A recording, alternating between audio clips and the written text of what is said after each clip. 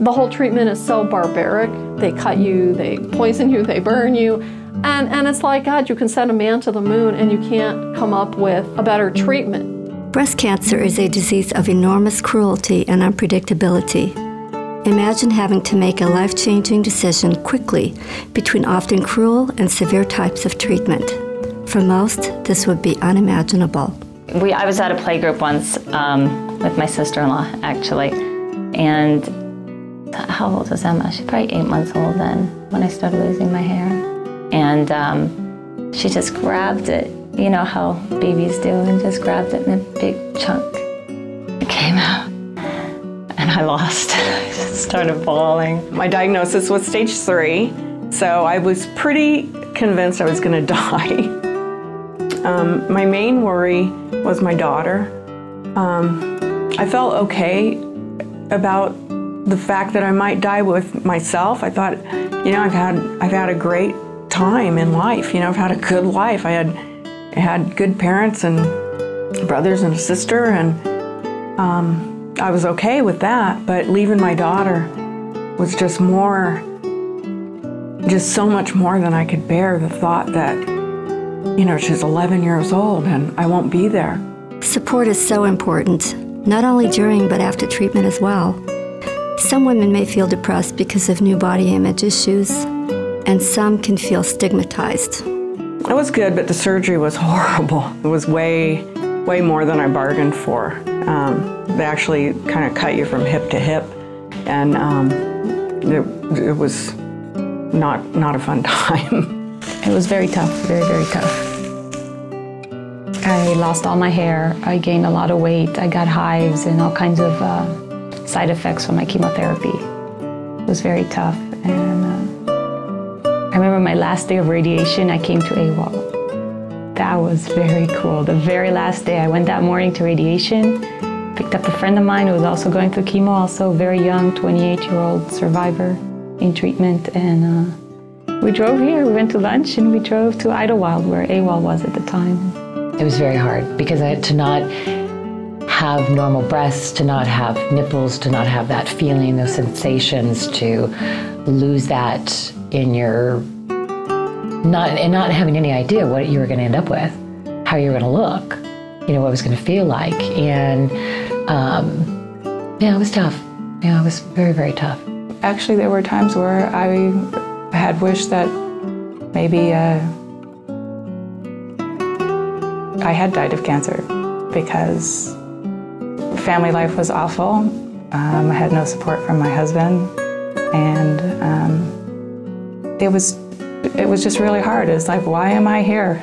You know, here I am, not 100% myself, and my husband expects me to work, take care of the kids, take care of the house, and take care of him. And, you know, I just wasn't emotionally feeling up to doing that.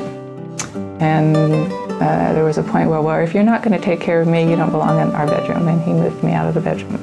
To see these women who have not felt beautiful, have not even felt pretty, not even okay, for like a long, long time, because they've got, some of them come in and they're still bald, they're just growing their hair back.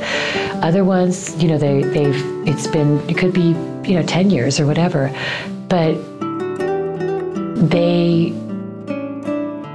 experiment, and the courage that comes out of them to, you know, when they get their makeup done and they get their hair done, and, you know, and I spoke to one lady today, and she said, you know, I never look in the mirror. I never look in the mirror. And she said, because I don't like what I see. But she said, I really feel pretty today. She goes, I really feel pretty for the first time in a long time. And that's just, you know, we gotta have that support. All the support from all the other women here. And, you know, you heard their stories. You know, some of them, their husbands left them. Other stories where their husband was just like their best friend, and you know, wanted to do all they could for them, and that their husbands were suffering as much as they were. So you heard both sides.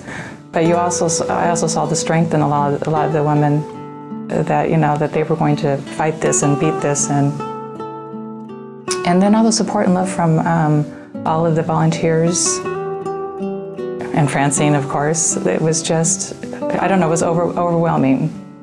Through AWOL, A Way of Life After Breast Cancer, our goal is to help women improve self-esteem and regain a sense of feeling whole, once again enjoying a sense of femininity. We empower women to feel that it is okay to ask for help. You know, I heard it was a pampering retreat. I'm like, I could so use it. I could so use it. I was so tired, and radiation is so fatiguing. And I could so use a pampering retreat to get away, relax, not have to worry about putting on a wig and makeup and looking normal, you know, for colleagues or just going out. Just be myself.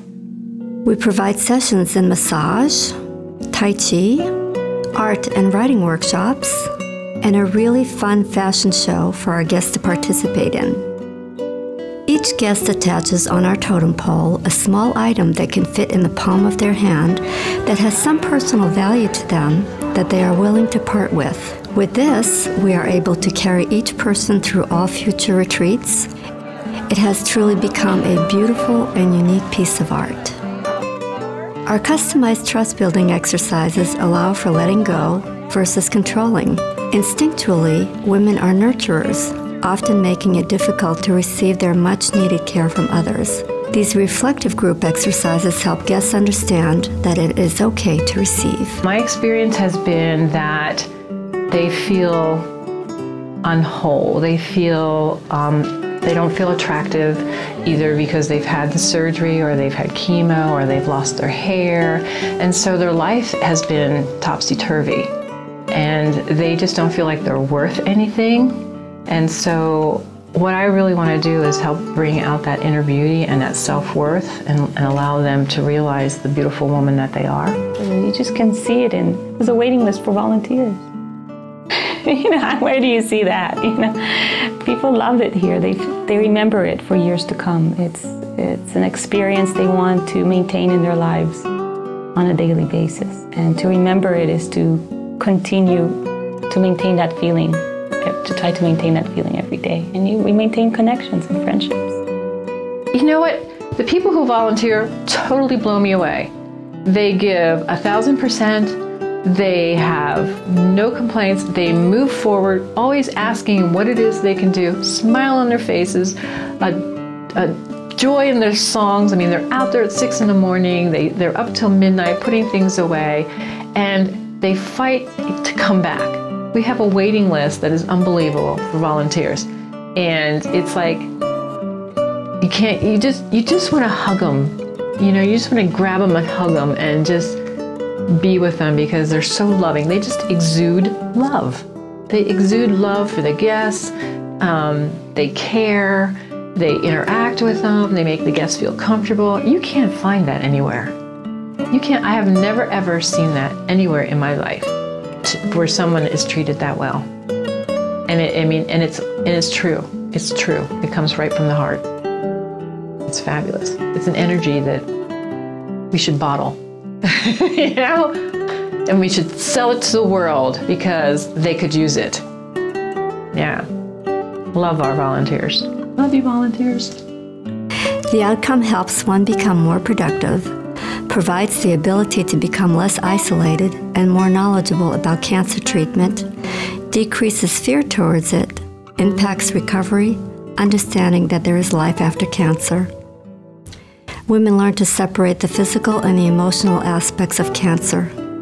They become more comfortable about their bodies and come to know that they can still feel feminine despite that the body is not perfect. It's so difficult to explain what this does for women, you know, what AWOL does and what a difference it makes. Even if it's just for the weekend, you know, even if it's just for the 4 days, transforms you like to where you just feel beautiful again.